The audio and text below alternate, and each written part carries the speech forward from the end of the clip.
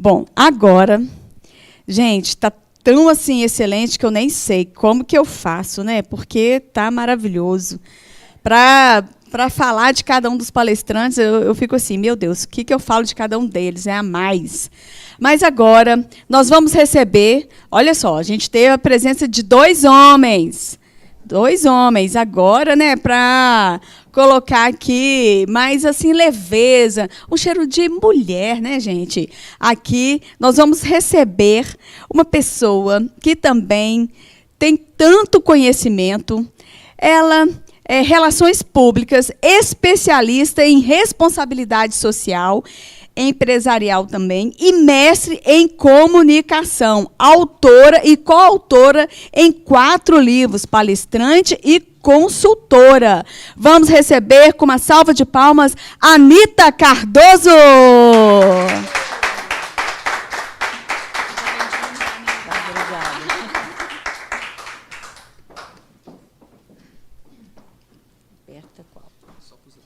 Aqui. Boa tarde a todas e todos. Boa tarde às pessoas que estão aí nos acompanhando online. Só um minutinho. Só deixar assim. Espera aí.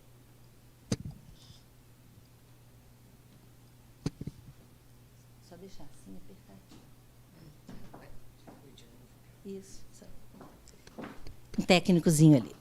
Então, novamente, boa tarde a todos e todas, e o pessoal online. Eu gostaria de agradecer à Avante pelo convite. É uma grande oportunidade estar aqui, batendo um papo de um tema que eu gosto muito.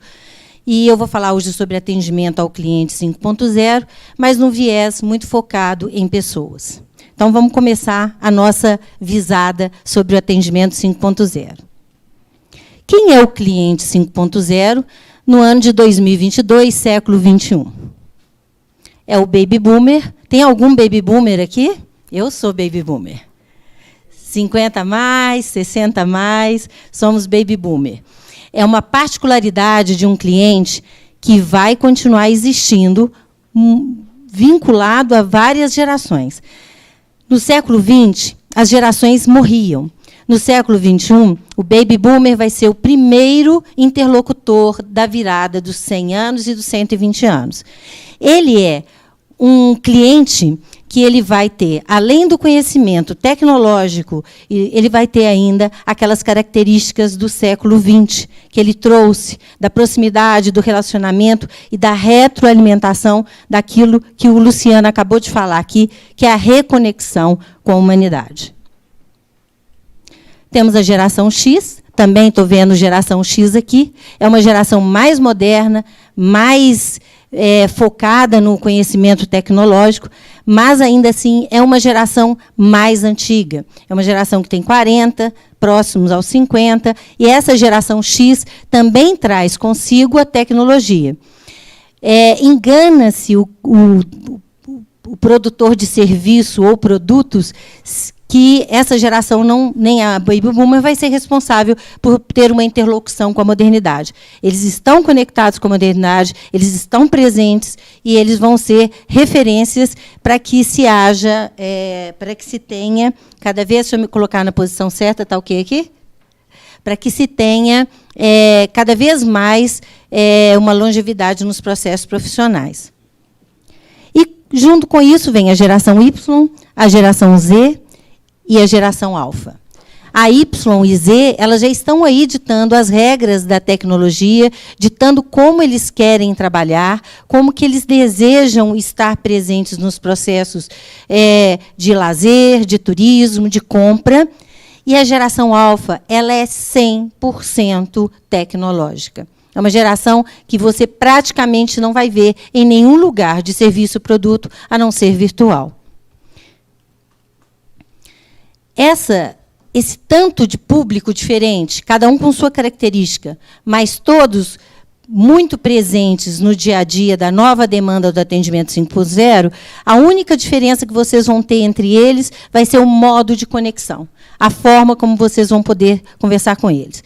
E na engenharia é muito importante entender a diversidade e a complexidade de proposições de produtos e serviços de engenharia que podem ser, inclusive, virtuais. É uma coisa importantíssima entender que o metaverso é uma grande visada e uma grande mudança tecnológica muito importante, já está aí, muito pouco usada ainda, mas é assim, extremamente importante para as pessoas entenderem. Se você for falar de geração alfa ela vai entrar no metaverso, na loja de maquiagem, por exemplo, experimentar virtualmente, através do seu avatar, a cor do batom, a cor da maquiagem, e comprar ali virtualmente sem sair de casa. É diferente de compra online. Compra online você não tem experiência, você só vê a fotografia. O metaverso você vai ter sentidos da compra. E isso é muito importante. Na engenharia, a gente pode pensar em coworks virtuais. Você não precisa mais construir shoppings virtuais, você pode ter lojas virtuais compradas. Então, a construção civil dentro do metaverso, ela é uma realidade extremamente importante e vai atender do baby boomer à geração alfa. Para a gente entender por que nós chegamos aqui, eu uso Kotler. Eu brinco que, em 2018, eu participei de um congresso chamado Voe Mulher, e lá eu fiz uma palestra sobre a volta do orgânico, que, na verdade, é essa reconexão da gente com todas as nossas demandas da vida natural. E o Kotler faz isso no seu descritivo. Eu falei assim, ainda brinquei, eu espero que o Kotler esteja ainda potente intelectualmente para que ele escreva sobre a volta ao orgânico. E aí, aos 91 anos, ele me presenteia, em 2021, com o Marketing 5.0, com toda a minha modéstia, achando que ele me presenteou. Mas a gente fala, então, dessa evolução, mostrando que o Marketing 1.1 era voltado para o produto. O produto era a razão de tudo, não interessava se o cliente gostava ou não do produto, ele tinha que comprar o meu Chevrolet preto. Não, era Ford, era o Ford preto, e ponto. Se quiser, se não quiser, ok. Já no 2.0, a evolução era o cliente. O que o cliente quer? Ele quer um Ford rosa, ele quer um Ford azul, ele quer um Ford amarelo. Então, eu vou fazer o Ford amarelo para o meu cliente. No 3.0, ele entendeu que não basta eu fazer só aquela cor e aquele produto para o cliente, eu tenho que encantar o cliente. E encantar é a relação que o Luciano comentou aqui. É todo um processo de pós-venda que começa antes da venda. É toda uma fidelização de conceitos e de enraizamentos que você tem que trazer para esse cliente. E aí, não bastasse ter um produto de qualidade, um cliente satisfeito e fidelizado, você precisou que esse cliente fosse para o digital. O 4.0 traz o cliente para ser um cliente digital. Senão, você não teria hoje como vender online, como nós vendemos ao longo dessa pandemia mundial. Mas só isso não basta. Quando você descobre que está tudo atendido, você percebe que falta humanidade. E o Kotler começa o livro Marketing 5.0 dizendo exatamente isso. Se a humanidade estiver passando fome, se a humanidade não tiver dinheiro para fazer compras, se a humanidade não for assistida nos seus momentos emocionais e nas suas conexões pessoais, não vai ter venda, não tem capitalismo, não tem cliente. E quais são, então, os grandes desafios para que a gente possa ter a proximidade e atender o cliente 5.0 com eficácia e eficiência? Em primeiro lugar, entender que a tecnologia veio para ficar e vai evoluir cada vez mais. Então, não tenham medo, tenham cada vez mais capacidade de aprender, invistam em aprender e entender a linguagem dessas dinâmicas todas. Só para dar um exemplo de tecnologia, eu estou fazendo um trabalho para o Ministério do Turismo, que fica pronto agora, vai estar aberto para todas as pessoas, que é sobre trilhas de longo curso no Brasil. Essas trilhas de longo curso são aquelas trilhas que a gente faz mesmo, põe a bota e não sei o que. E lá dentro tem um capítulo metaverso. Nesse capítulo metaverso, para quem que ele vai atender? Para o PCD cadeirante, para uma pessoa idosa que já tem baixa locomoção, para uma pessoa que está do outro lado do mundo e não tem recurso financeiro para fazer aquela trilha. Ele vai poder fazer no metaverso. Então, a tecnologia não tem mais como ficar livre dela. E quem não estiver dentro dela está fora do mercado. A outra coisa é infodemia. Infodemia é a mesma coisa que pandemia. É um excesso de informações tecnológicas e que vão te colocar dentro de determinados checkmates, que são: como que eu vou estar presente em um determinado meio, marketplace, ou dentro de um Instagram, ou dentro de um Facebook, me posicionar no mercado, se quando algum cliente digita sapato, vai aparecer 1 milhão de lojas de sapato. Então, é entender que o excesso de informação prejudica o seu cliente, você não pode poluir o seu relacionamento com o seu cliente, mas também você não pode desprezar esse veículo e entender as estratégias de marketing digital, que são as hashtags, que são os buscadores, que são todos os elementos quantitativos que vão te posicionar para você estar mais presente digitalmente quando as pessoas te buscarem. E, por último, a humanidade. Não tem como trabalharmos sem pensar em pessoas. Foi aquele primeiro momento que o Kotler fala no início do livro do Marketing 5.0. Se tiver miséria no mundo, a gente não tem capitalismo, a gente não tem produto, a gente não tem serviço, porque a gente não tem cliente. Então, a gente precisa migrar de cliente 5.0 para a humanidade 5.0. E isso significa que nós temos 8 bilhões de pessoas no mundo. E, dentre elas, 790 milhões de pessoas passam fome. Isso significa que 1 em cada 10 indivíduos no mundo não tem comida. E nós temos hoje no mundo 46 mil ultra ricos que ganham mais de 50 milhões de euros, possuem mais de 50 milhões de euros em sua conta, em suas aplicações. Isso significa o quê? Significa pensarmos em 790 milhões de pessoas, se cada uma delas pudesse gastar R$1, seria 790 milhões de reais. Se cada uma pudesse gastar $1, seria 790 milhões de dólares. E se cada uma pudesse gastar €1, seria 790 milhões de euros. Nenhum desses valores, nem real, nem dólar e nem euro, são insignificantes. Então, 790 milhões de pessoas na miséria e na extrema pobreza importam. Eu trouxe algumas estatísticas mais de sexo e raça, para que vocês entendam também por que precisamos falar de humanidade, porque eu vou chegar em cultura organizacional.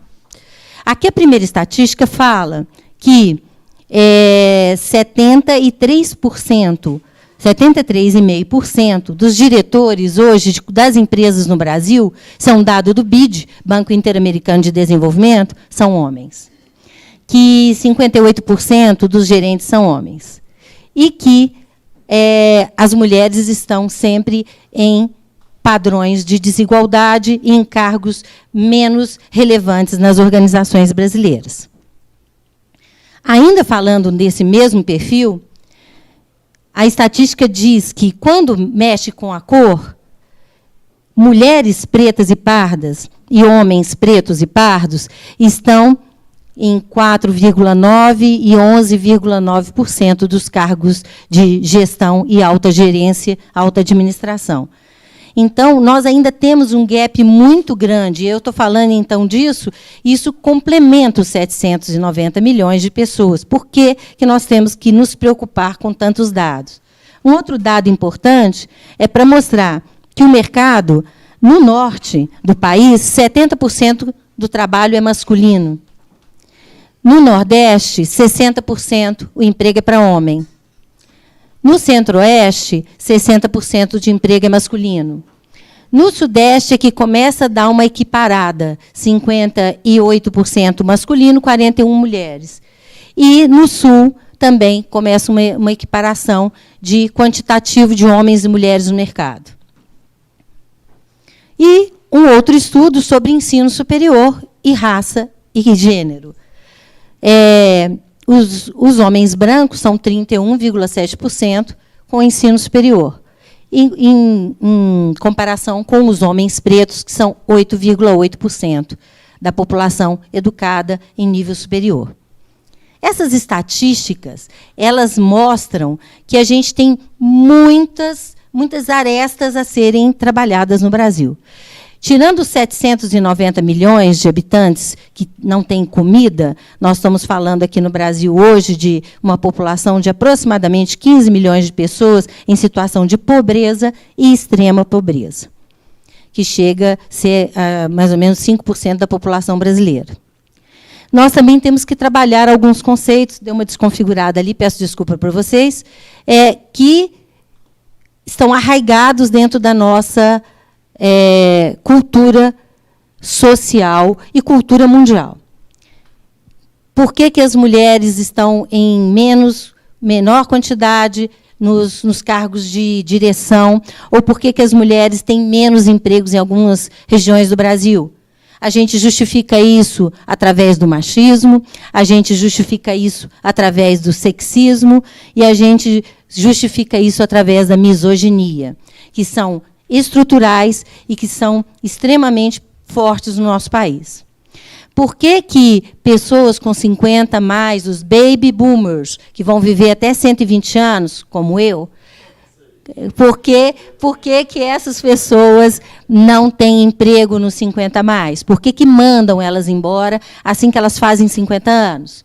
Culpa do etarismo e do entendimento que o idoso ele não anda, ele é incapaz, ele não pensa e ele não atualiza. Mentira. Fake news. Por que as pessoas LGBTQIAPN+, não têm emprego no Brasil? A população LGBTQIAPN+, elas são hoje consideradas 4% da população que tem emprego formal e emprego de curso superior no país. O restante está ou na extrema pobreza, ou na prostituição, ou em subemprego, ou em algum tipo de relação sem vínculo trabalhista. Porque nós temos a fobia ao gênero, ao diverso, ao que incomoda. Vem do machismo. E ainda podemos falar da gordofobia e do racismo. Por que pessoas obesas têm menos capacidade de conseguir emprego? Por que as pessoas negras, como vocês viram lá, as mulheres, todos esses números, todos esses elementos de cultura organizacional e cultura social fazem parte do aumento desses 790 milhões de pessoas no mundo que estão na pobreza e na extrema pobreza. São as fobias. E para que a gente possa entender como melhorar isso, tem essas 3 letrinhas. Eu gosto muito de falar, quem é que baby boomer já ouviu falar lá atrás de triple bottom line. Né? Financeiro, social e meio ambiente, que eu considero isso uma evolução que virou ESG, que nas letrinhas em inglês o E é meio ambiente, o S é social e o G é governança. Só que, se for para ficar como era o triple bottom line, usando a regrinha, muito bonito, fazendo um monte de quadrinhos e um monte de divulgações e marketing nas organizações, não vai funcionar. ESG é cultura organizacional.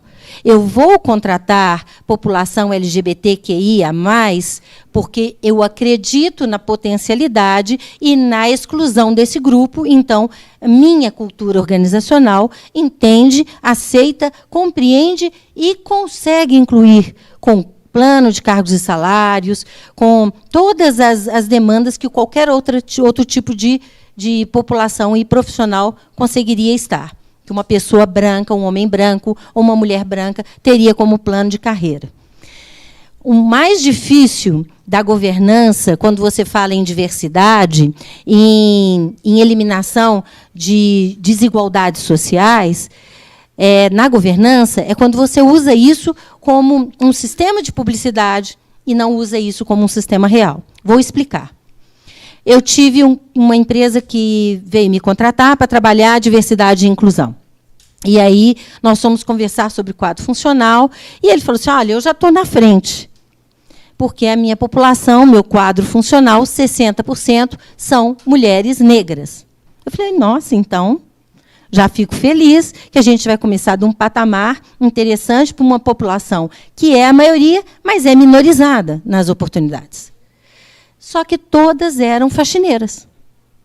Não tinha nenhuma mulher negra na direção, não tinha nenhuma mulher negra gerente, não tinha nenhuma mulher negra na supervisão.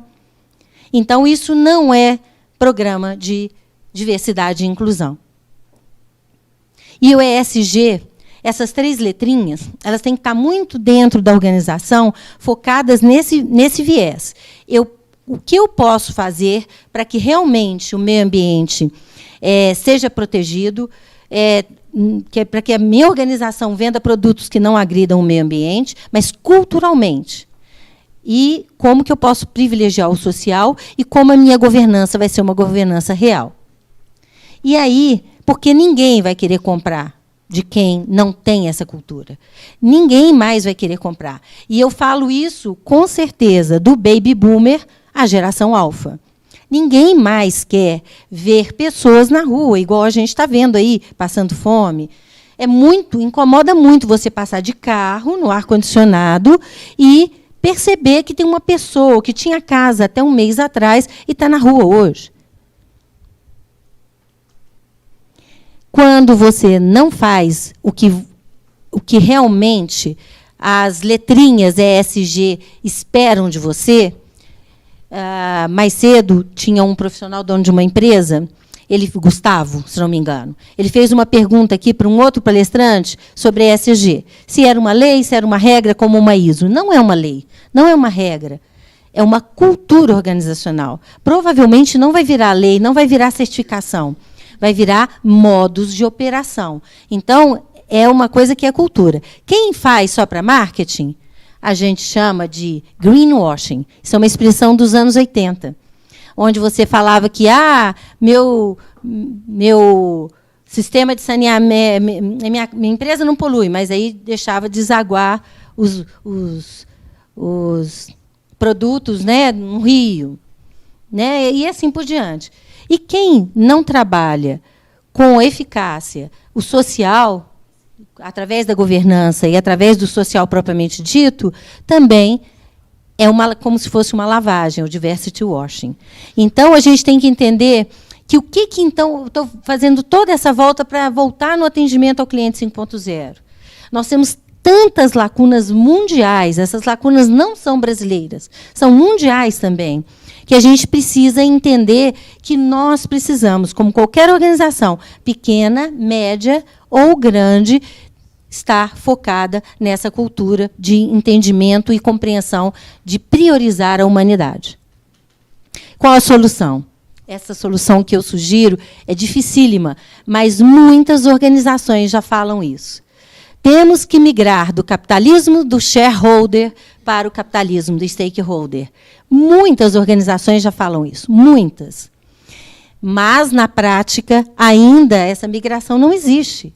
Quando é que um acionista diminuiu o seu lucro para investir em comunidades, em países, em pessoas, em imigrantes que estão ali no aeroporto? Apareceu outro dia na televisão um monte de pessoas lá do Paquistão, do Afeganistão, todas alojadas no aeroporto do Rio, onde as organizações, os grandes, dos 46 mil ultramilionários do mundo, estão investindo no planeta e na humanidade. 2 frases que eu adoro, de 2 pessoas que são, para mim, referências na área de diversidade e inclusão.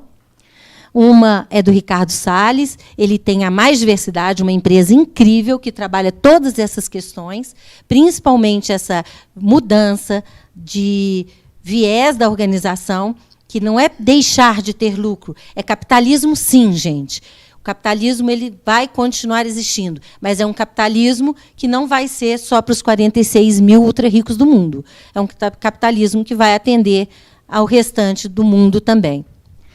Ele fala se a diversidade é contar pessoas, inclusão é levá-las em conta. E Andrea Schwartz, ela é uma pessoa que ela é uma influenciadora do mundo da inclusão. Ela é cadeirante, uma pessoa que tem uma empresa também de inclusão social, fantástica, no LinkedIn vocês conseguem conectá-la. E ela fala que diversidade é convidar para a festa, inclusão é tirar para dançar. Então, para finalizar com vocês, o meu recado é: o cliente 5.0 quer ver a humanidade da sua empresa. Muito obrigada.